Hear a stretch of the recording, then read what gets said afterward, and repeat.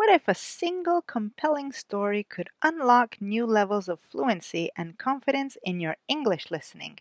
You're watching In English with Lisa, and this video from the Listening Practice series is designed to do just that. Unlike generic AI narrations, you'll hear my own voice bringing each carefully crafted story to life, giving you the genuine intonation and subtle stresses of spoken English. What intriguing details or profound ideas will today's story reveal to you? Are you curious to see how much more you can truly grasp? Settle in, clear your mind, and let the story unfold. Operation Cupcake, Chapter 1, Sweet Competition. Betty Thompson has been the undisputed queen of cupcakes in Maplewood for 15 years. Her little bakery, Sweet Dreams, sat on the corner of Main Street like a colorful jewel, with its bright yellow walls and cheerful window displays. Every morning the smell of vanilla and chocolate drifted through the town, making people's mouths water before they even got out of bed. Betty's cupcakes were legendary. Her chocolate fudge cupcakes could make the grumpiest person smile, and her lemon surprise cupcakes had once made Mrs. Henderson cry tears of joy right there in the shop. The secret, Betty always said with a wink, was that she baked with love, though she suspected it might also have something to do with her grandmother's recipe book and perhaps a tiny bit more butter than most people would dare to use.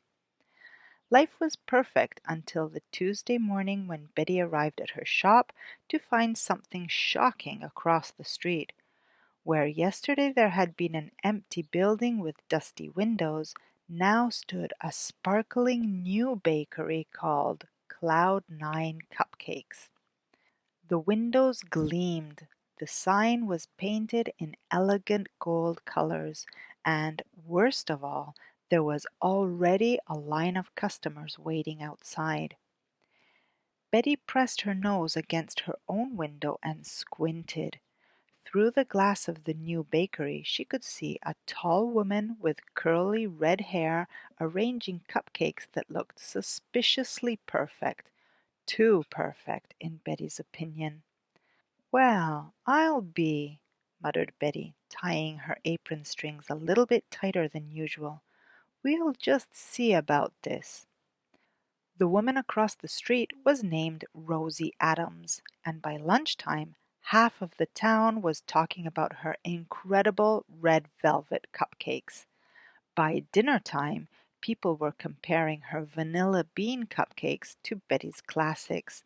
By bedtime, Betty was lying awake, wondering if her 15-year reign as Cupcake Queen was coming to an end. The next morning, Betty decided to do some research. She put on her best dress and her most innocent smile and walked across the street to Cloud9 Cupcakes. "Welcome," called Rosie cheerfully as Betty entered. The shop smelled amazing, like cinnamon and fresh strawberries. "You must be Betty from across the street. I've heard wonderful things about your cupcakes." Betty was prepared to dislike this woman, but Rosie's warm smile made it difficult. Still, business was business. "Just looking around," Betty said, examining the display case. The cupcakes were beautiful, almost too beautiful. Each one was perfectly decorated with swirls of frosting that looked like tiny sculptures. "Would you like to try one?" Rosie offered. "I'm always happy to share with a fellow baker." Betty accepted a strawberry cupcake, took a bite, and tried very hard not to look impressed. It was delicious, light, fluffy, and bursting with real strawberry flavor, but Betty had her pride. "Interesting," she said, which was the most neutral comment she could manage. "I hope we can be friends," Rosie said as Betty prepared to leave. "It would be wonderful to have another baker to talk to about the challenges of the trade." Betty smiled tightly. "I'm sure it would be." As she walked back to her own shop, Betty's mind was racing. The cupcakes were good, too good. This Rosie person was clearly talented, and that could be a problem. For 15 years, Betty had been the only game in town. Now she had real competition. That afternoon, Betty noticed something odd. The delivery truck that usually brought her weekly supply of rainbow sprinkles drove right past her shop and stopped at Cloud 9 instead. Betty watched through her window as box after box of baking supplies was carried into Rosie's shop. Strange, Betty murmured. Very strange indeed. The next morning Betty went to the grocery store to buy more sprinkles, only to find the shelves completely empty. "Sorry, Betty," said Frank, the store manager. "Someone came in yesterday and bought our entire stock, all of it, every single container." Betty's eyes narrowed. "Someone, you say?" "Yeah, a nice lady with red curly hair. Said she was planning something special." Betty marched back to her bakery, her mind spinning with suspicion. Every baker in town knew that Betty's signature cupcakes always had rainbow sprinkles on top. It was her trademark, her calling card, her thing. And now, mysteriously, there were no sprinkles to be found anywhere in Maplewood. She looked across the street at Cloud 9, where Rosie was visible through the window, humming happily as she decorated cupcakes. Cupcakes that, Betty noticed with growing irritation, were topped with rainbow sprinkles. "So that's how it's going to be," Betty said to herself, rolling up her sleeves. "Two can play this game, Rosie Adams." The great cupcake war of Maplewood was about to begin. Chapter 1 Comprehension Questions. Number 1. What makes Betty's cupcakes special according to her? A. She uses expensive ingredients. B. She bakes with love and uses her grandmother's recipes. C. She has a secret machine that makes them perfect.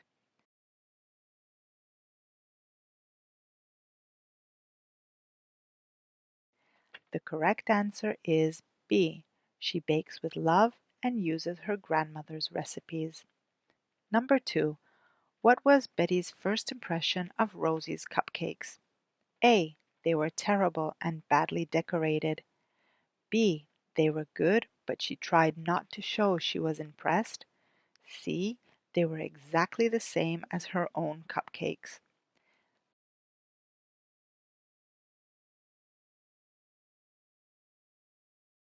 The correct answer is B.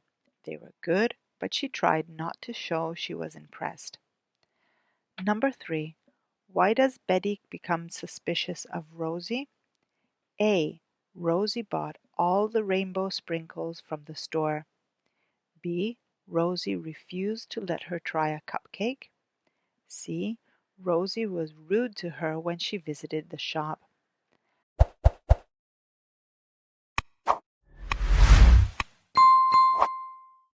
The correct answer is A. Rosie bought all the rainbow sprinkles from the store. Chapter 2 Escalating Tactics. The next week brought a series of mysterious incidents that had the whole town talking. First, all the vanilla extract disappeared from every store in Maplewood.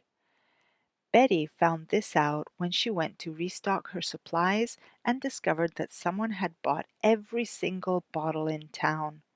"Let me guess," Betty said to Frank at the grocery store. "Curly red hair?" Frank nodded sheepishly. "She said she was making vanilla extract ice cream for a special event." "Ice cream," Betty repeated flatly. "Right." The following day, Betty struck back.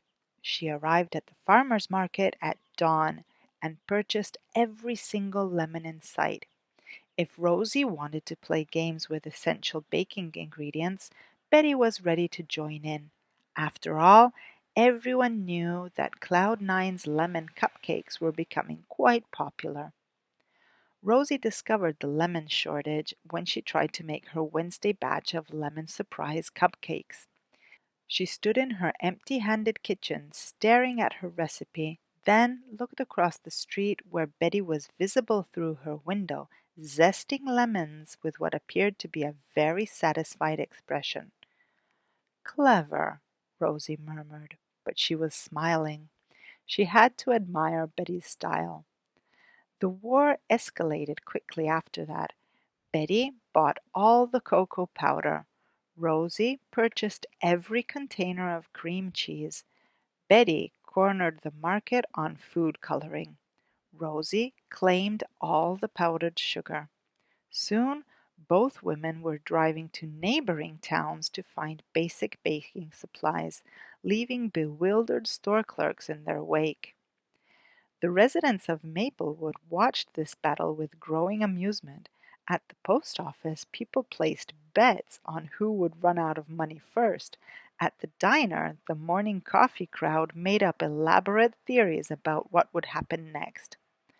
"I heard Betty drove all the way to Springfield for chocolate chips," reported Mrs. Patterson during her weekly hair appointment. "Well, Rosie went to 3 different towns looking for butter," countered Mrs. Chen. "My cousin saw her at the Walmart in Riverside." The competition reached new heights when both women discovered that the other had been experimenting with unusual flavors. Betty, inspired by her ingredient gathering adventures, created a lavender honey cupcake that had people lining up around the block. Not to be outdone, Rosie introduced a maple bacon cupcake that was so popular she had to limit customers to 2 per person. Both bakeries were busier than they had ever been. The people of Maplewood, caught up in the excitement of the cupcake war, were buying more baked goods than ever before. Some customers visited both shops in the same day, conducting their own taste tests and offering detailed comparisons to anyone who would listen. Betty and Rosie, meanwhile, were working harder than they had ever in their lives. Betty was staying up until midnight perfecting new recipes, and Rosie was arriving at her shop before sunrise to prepare for the daily rush. Both women were exhausted, but neither was willing to admit defeat. The breaking point came on a Thursday morning when both women arrived at Johnson's farm to buy fresh eggs, only to find each other standing in the farmyard, glaring across the chicken coop. "I called ahead," Betty announced. "Mr. Johnson promised me all his eggs for the week."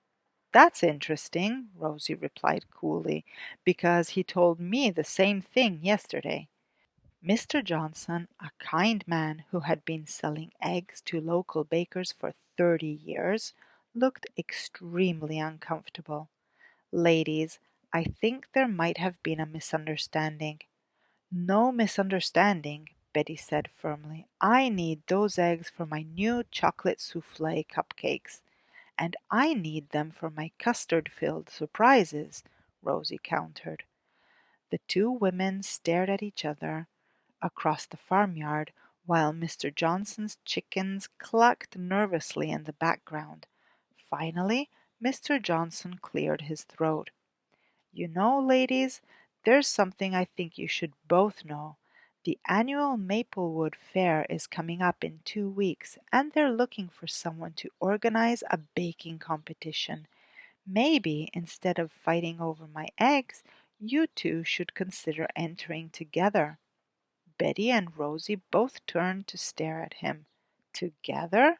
Betty repeated. "Well, not together exactly," Mr. Johnson said quickly, "but maybe you could both enter and let the whole town decide whose cupcakes are really the best, fair and square, with proper judging and everything." Betty and Rosie looked at each other, then back at Mr. Johnson, then at each other again. The idea was both terrifying and appealing. "A bake-off," Rosie said slowly. "Winner takes all," Betty added. "May the best cupcake win," they said at exactly the same time, then glared at each other for the coincidence. Mr. Johnson smiled and handed each woman a dozen eggs. "I think this could be very interesting indeed." Chapter 2 Comprehension Questions. Number 1. How did the cupcake war affect the local businesses? A. All the stores went out of business. B. Both women had to drive to other towns to find ingredients. C. The stores stopped selling baking supplies.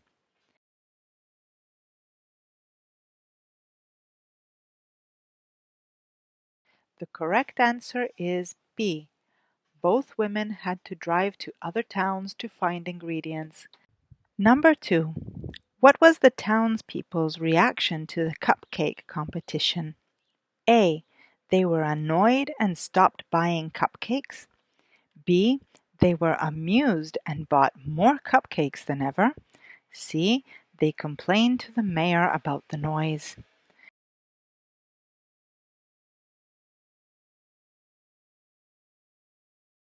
The correct answer is B. They were amused and bought more cupcakes than ever. Number 3. How did Mr. Johnson suggest the two bakers resolve their conflict? A. By sharing all the ingredients equally. B. By entering a baking competition at the annual fair. C. By opening a shop together.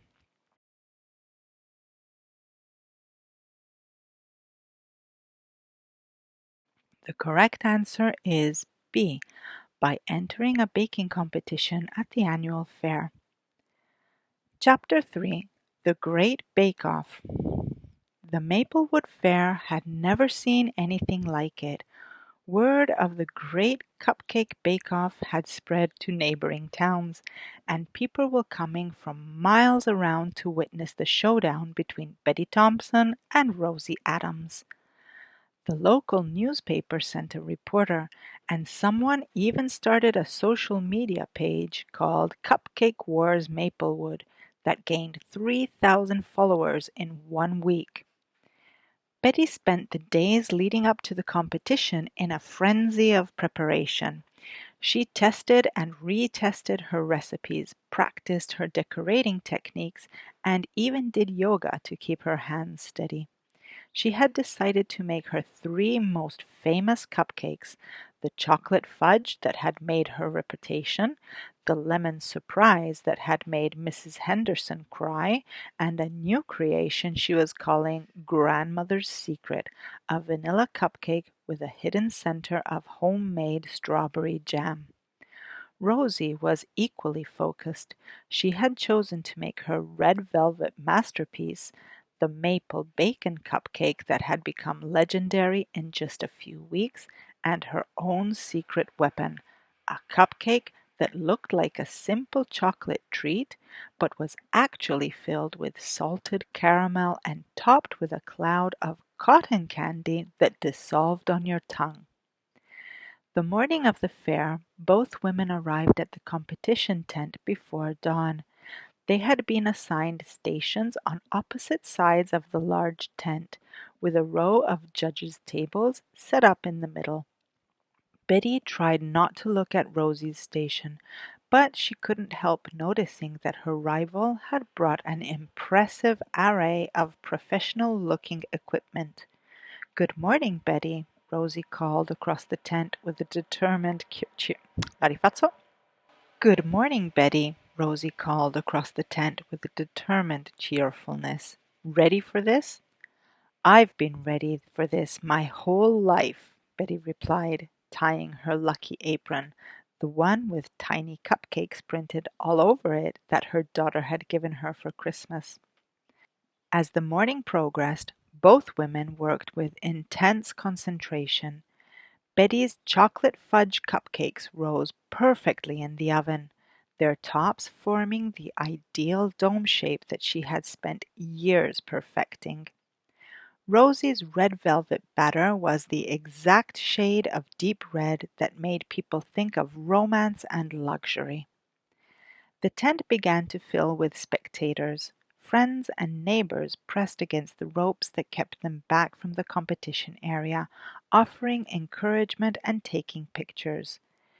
Betty's regular customers held up signs that said "Sweet Dreams Forever," while Rosie's newer fans waved homemade banners reading "Cloud9 is divine." As the competition progressed, something strange began to happen. Betty found herself sneaking glances at Rosie's technique and feeling genuinely impressed by her skill. The way Rosie piped frosting was like watching an artist paint, smooth, confident, and creative. Meanwhile, Rosie couldn't help but admire Betty's efficiency and the obvious love she put into every step of her process. When Betty's oven timer malfunctioned and she didn't hear it go off, it was Rosie who called out, "Betty, your cupcakes!" potentially saving a batch from burning. When Rosie accidentally knocked over her container of vanilla extract, Betty wordlessly slid her own bottle across the space between their stations. The judges, consisting of the mayor, the head librarian, and a food critic from the regional newspaper, moved from station to station, tasting and taking notes with serious expressions. The crowd grew quiet as the judging began, everyone straining to read the judges' faces for clues. Finally, Mayor Davidson stepped up to the microphone that had been set up for the announcement. "Ladies and gentlemen," he began, "in my 20 years as mayor of Maplewood, I have never seen such an impressive display of baking talent. Both competitors have created cupcakes that are not just delicious, but truly exceptional." The crowd held its breath. "However," the mayor continued, "there can only be one winner." Betty and Rosie stood at their respective stations, both trying to look calm while their hearts pounded. "Actually," the mayor said, looking a bit embarrassed, "there can't be only one winner. The judges have been deliberating for an hour, and we simply cannot choose between these remarkable bakers. We're calling this competition a tie." The crowd erupted in cheers, applause, and a few good-natured boos from people who had been hoping for more drama. Betty and Rosie looked at each other from across the tent. For a moment neither moved. Then, slowly, they began walking toward each other, meeting in the middle of the competition area. "Your red velvet cupcake," Betty said quietly, "was the most beautiful thing I've ever seen." "Your grandmother's secret recipe," Rosie replied, "made me think of my own grandmother. I actually got a little teary-eyed." They stood there for a moment, surrounded by the noise of the celebrating crowd, just looking at each other. "You know," Betty said finally, "I've been thinking. This town is big enough for two excellent bakers." "I've been thinking the same thing," Rosie admitted, "and I have to say the competition has made me a better baker. You've pushed me to try things I would have never attempted." "Same here," Betty laughed. "I never thought I'd make a lavender cupcake, but your creativity inspired me." The mayor, who had been watching this exchange with interest, stepped closer to them. "Ladies," he said, "I have a proposal. What if, instead of competing against each other, you worked together? The town council has been discussing the possibility of expanding our annual fair, maybe making it a regional event. We'd need someone to coordinate all the baking competitions and food vendors. Would you two be interested in the job?" Betty and Rosie looked at each other, then at the mayor, then back at each other. "Partners?" Betty asked. "Partners," Rosie agreed, extending her hand. As they shook hands, the crowd cheered even louder than before. Mrs. Henderson, who had been watching from the front row, called out, "This is better than winning the lottery." 6 months later, Sweet Dreams and Cloud9 were still operating as separate businesses, but Betty and Rosie had become the best of friends. They met every morning for coffee to discuss new recipes, shared ingredients when one of them ran short, and had even developed a few joint creations that were available at both shops. The Maplewood Fair had indeed become a regional event, drawing visitors from 3 states who came specifically for the baking competitions that Betty and Rosie organized together. The two women had discovered that their different styles complemented each other perfectly. Betty's traditional warmth and Rosie's innovative creativity making them an unbeatable team. And every year on the anniversary of their great bake-off, they made cupcakes together and laughed about the time that they tried to corner the market on rainbow sprinkles. "You know," Betty said one morning as they sat in her shop sharing a batch of experimental pumpkin spice cupcakes, "I think this whole thing worked out exactly the way it was supposed to." "Even the part where we bought every lemon in 3 countries?" Rosie asked, grinning. "Especially that part," Betty laughed. "After all, if we hadn't been so ridiculous, we might never have become friends." Outside, the people of Maplewood walked past both bakeries, many of them stopping to buy cupcakes from both shops, knowing that they lived in a town blessed with not one, but 2 cupcake queens who had learned that the sweetest victory of all was friendship. Chapter 3 Comprehension Questions. Number 1. What happened during the baking competition? A. They decided to quit the competition and go home. B. They helped each other when things went wrong. C. They made the same cupcakes at the same time.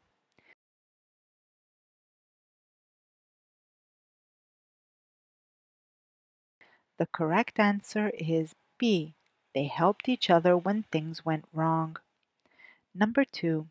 How did the judges decide the winner of the competition? A. Betty won because her cupcakes were more traditional. B. Rosie won because her cupcakes were more creative. C. They declared it a tie because both bakers were equally excellent.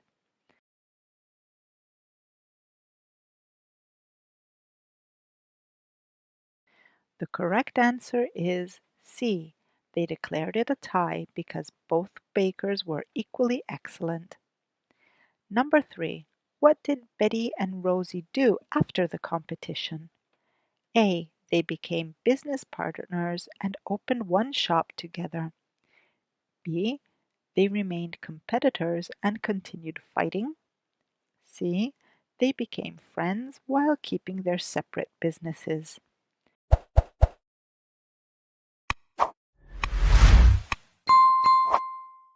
The correct answer is C. They became friends while keeping their separate businesses. Epilogue. 5 years later. 5 years after the Great Cupcake Bake-Off, Maplewood had become famous throughout the region as Cupcake Capital. Tour buses regularly stopped on Main Street, and food bloggers from the big city came to write articles about the legendary friendship between Betty and Rosie. Sweet Dreams and Cloud Nine still stood across from each other, but now they shared a small seating area in the middle of the street that the town council had created by closing off a section to traffic. Customers could buy cupcakes from both shops and sit at the cheerful yellow tables to compare flavors. Betty and Rosie had written a cookbook together called From Rivals to Recipes, which had become a bestseller in 3 states. They appeared on morning television shows, taught baking classes at the community college, and had even been invited to judge competitions in other towns. Their friendship had become as famous as their cupcakes. Children in Maplewood grew up hearing the story of the Great Cupcake War, and it had become a local legend that people told to illustrate how competition could turn into cooperation. Every morning, Betty and Rosie still met for coffee, still shared ingredients, and still created new recipes together. They had learned that success was much sweeter when it was shared with a friend. The rainbow sprinkles, by the way, were now ordered in bulk and divided equally between both shops. Some lessons, they agreed, should never be forgotten. The end.